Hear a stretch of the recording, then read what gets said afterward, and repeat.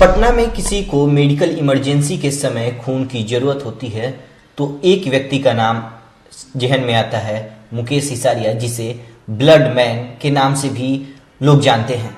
हमारे साथ मुकेश जी हैं और हम यहाँ 10 मिनट से हैं और 10 मिनट में 12 से अधिक फोन कॉल आ चुके हैं ब्लड के लिए।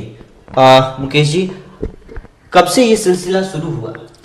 देखिए, कब से सिलसिला हुआ ये कह पाना बहुत मुश्किल है। 1991 में मुझे मदर को लेकर वेल्लोर जाना पड़ा था और कहीं से कोई ऐसा मकसद नहीं था कि कैसे क्या सेवा करना है।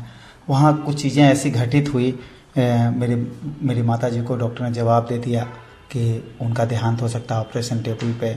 और जिस धर्मशाला में हम लोग शांति भवन धर्मशाला में रुके हुए थे, वहाँ से जब माँ के बेड तक आते थे तो बीच में एक ब्लड बैंक होता था सीएमसी वेल्लोर का।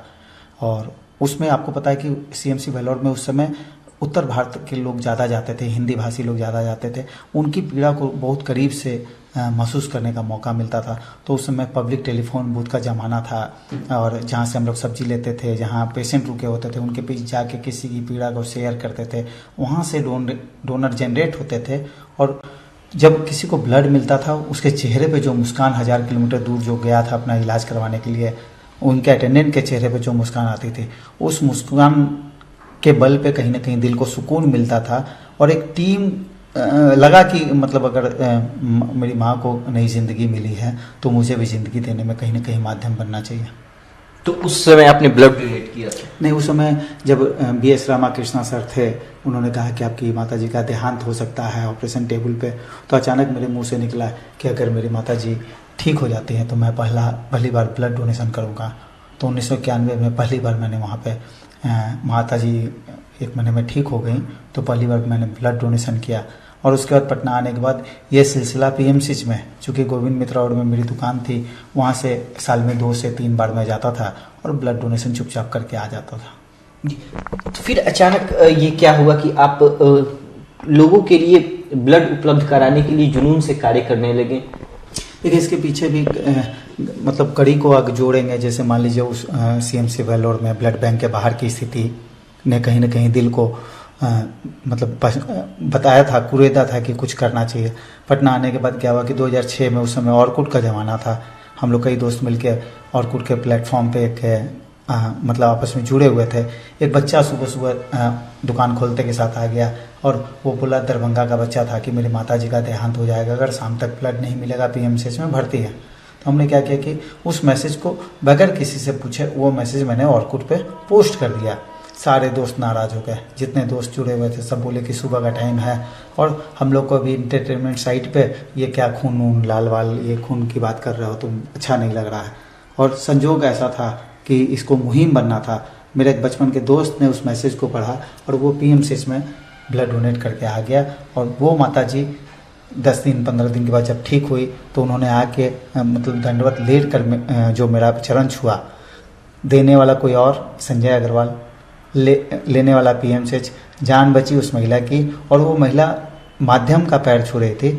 उसने कहीं ना कहीं ऐसी ऊर्जा का संचार किया जिसके बल पे लगा कि ये इसको हम लोग को आगे बढ़ाना चाहिए।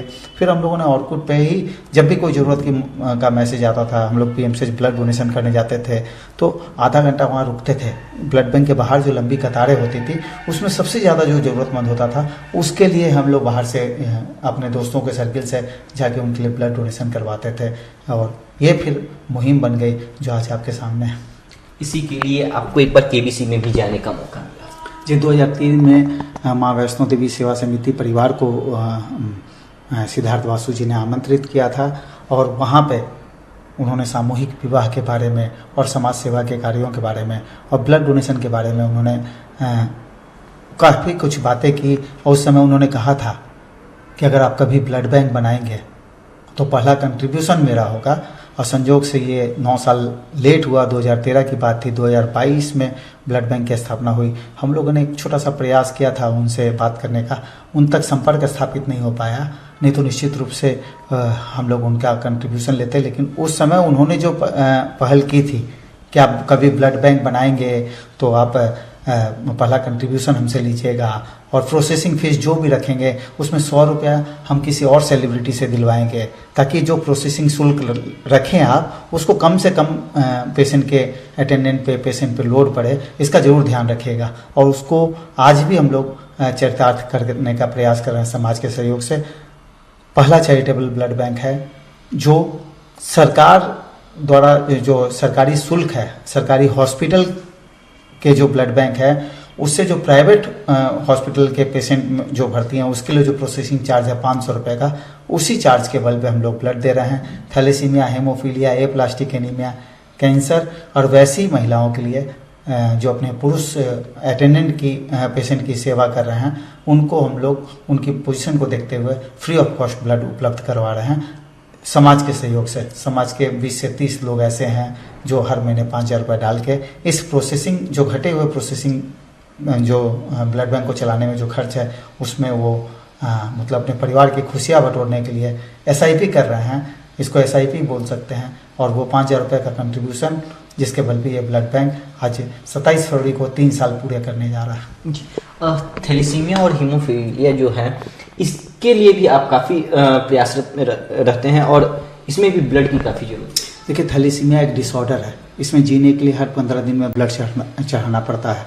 जिस घर में इस तरह के बच्चों का जन्म होता है उसके परिवार की खुशी गायब हो जाती है। जब मैं PM से जाता था ब्लड डोनेशन करने के लिए, एक बच्चा कई बार नजर आता था। उसकी माता से पूछते थे कि भाई ये बच्चे को क्या दिक्कत है, बोले इनको थैलेसीमिया। मुझे थैलेसीमिया के बारे में कुछ भी नहीं पता था। उस बच्चे से जब ब्लड दिलवाने के बाद पूछते थे बेटा नाश्ता किया क्या, बोला अंकल आज खून चढ़ाने का दिन है, कल से 14 दिन तो नाश्ता करूँगा। इस तरह की बातें जो बोलते थे वो कि आज उनको ब्लड चढ़ाने का दिन है, मतलब अगर उनको खून नहीं मिलेगा तो उनकी ज़िंदगी जाएगी, तो ब्लड चढ़ाना उनके लिए प्रायोरिटी था। और खाना जो है वो 14 दिन खाने के लिए उनकी माता जी से जब हम लोग बात करते थे कि दीदी ब्लड मिल गया अब आप तो निश्चिंत है, बोला निश्चिंत नहीं, ब्याज की तरह ये 14 दिन कब खत्म हो जाएगा, फिर इसके लिए दूसरे यूनिट की व्यवस्था करनी है। परिवार के लोग रास्ता बदल देते हैं कि वो बच्चा आ रहा है उसको खून देना पड़ेगा, ब्लड की व्यवस्था कैसे होगी, ये अगले 14 दिन की प्लानिंग में हम लोगों का रहता है और ये आजीवन चलना है। फिर हम लोगों ने माननीय मुख्यमंत्री जी श्री नीतीश कुमार जी के माध्यम से इन बच्चों की पीड़ा को लोक संवाद और जनता दरबार के माध्यम से बिहार सरकार तक पहुंचाया। आज तक 57 बच्चों का बोन मैरो ट्रांसप्लांट हुआ है, जिसके जरिए उन बच्चों को अब हर 15 दिन में खून नहीं चढ़ाना पड़ता है। इसमें माननीय प्रधानमंत्री श्री नरेंद्र मोदी जी की तरफ से 3 लाख का सहयोग मिला है और हर बच्चों को बोन मैरो ट्रांसप्लांट में जिनकी सालाना आमदनी 1 लाख से कम है, साथ में स्वास्थ्य विभाग और कोल इंडिया की तरफ से, भारत सरकार की तरफ से 10 लाख रुपए का फंड मिलता है। आपके माध्यम से बता दें कि अगर कोई वैसा परिवार है जिसके भाई बहन जो पीड़ित हैं थैलेसीमिया से, अगर उनका 100% बोन मैरो मैच है तो देश के 3 हॉस्पिटल में CMC वेलोर में बिहार सरकार ले जाके फ्री ऑफ कॉस्ट ट्रांसप्लांट करवा रही है। अगर वो नारायणा हॉस्पिटल बेंगलोर में या कोकिलाबेन में करवाना चाहते हैं तो हम लोग उसमें माध्यम बन सकते हैं। केंद्र सरकार और बिहार सरकार के सहयोग से उनका ट्रांसप्लांट फ्री ऑफ कॉस्ट होगा। 57 बच्चों का अभी तक हो चुका है। अभी लगभग आने वाले टाइम में 2025 में हम लोग 15 बच्चों का एक टारगेट लिया है हम लोगों ने कि 15 बच्चों को और इस बीमारी से मुक्ति दिलवाना है। 40 से ज़्यादा वैसी महिलाएं हम लोग के संपर्क में हैं जिनके पति ने छोड़ दिया है कि तुमने जन्म दिया तुम समझो। आपके माध्यम से एक मैसेज और है कि शादी से पहले जिस तरह कुंडली मिलान करते हैं वैसे ही एक टेस्ट होता है HbA2 टेस्ट। अगर हस्बैंड वाइफ का अगर वो टेस्ट अगर करवा दिया जाए तो 2 थैलेसीमिया माइनर की शादी को रोक पाएंगे।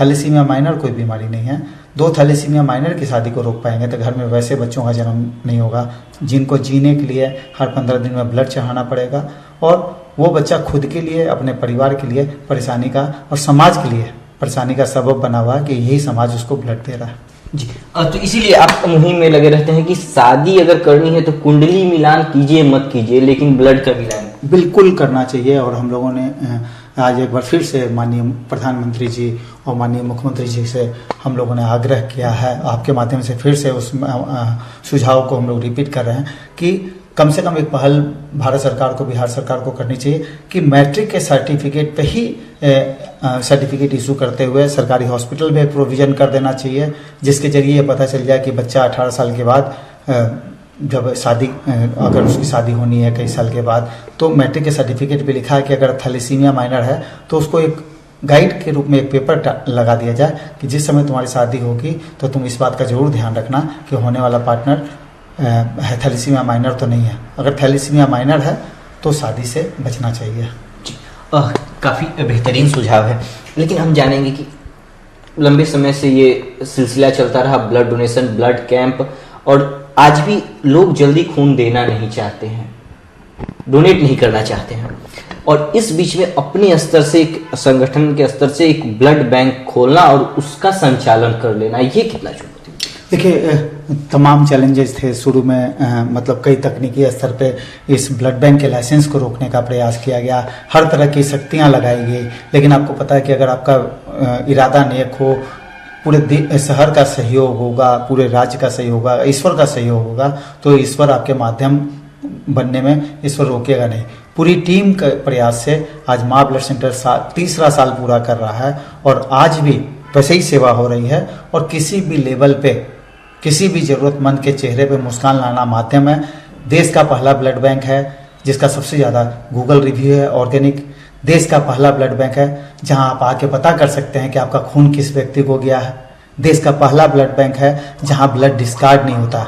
ब्लड के एक्सपायर होने से पहले हम लोग उस ब्लड को किसी ज़रूरतमंद को कैंसर पेशेंट तक पहुंचाने का प्रयास करते हैं कि वो कैंसर पेशेंट को मिल जाए, उसकी ज़िंदगी बच जाए।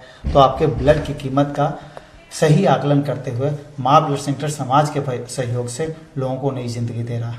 बिल्कुल, समय देने की शुक्रिया, क्योंकि हम जब से आपसे बात करें तब तक कई सारे आपको फ़ोन कॉल आ गए हैं, सभी ज़रूरतमंद ही होंगे। तो बिल्कुल सुना आपने कि किस प्रकार से लोगों की जीवन बचाने के लिए प्रयास कर रहे हैं, और इनका कहना है कि इससे आत्मिक संतुष्टि मिलती है कि हाँ, समाज के काम आ रहे हैं। बहरहाल हम भी ईटीवी भारत के माध्यम से अपील करेंगे कि रक्तदान करें, इससे कई लोगों की जीवन बच सकती है। ईटीवी भारत के लिए पटना से कैमरामैन अशोक के साथ कृष्ण नंदन।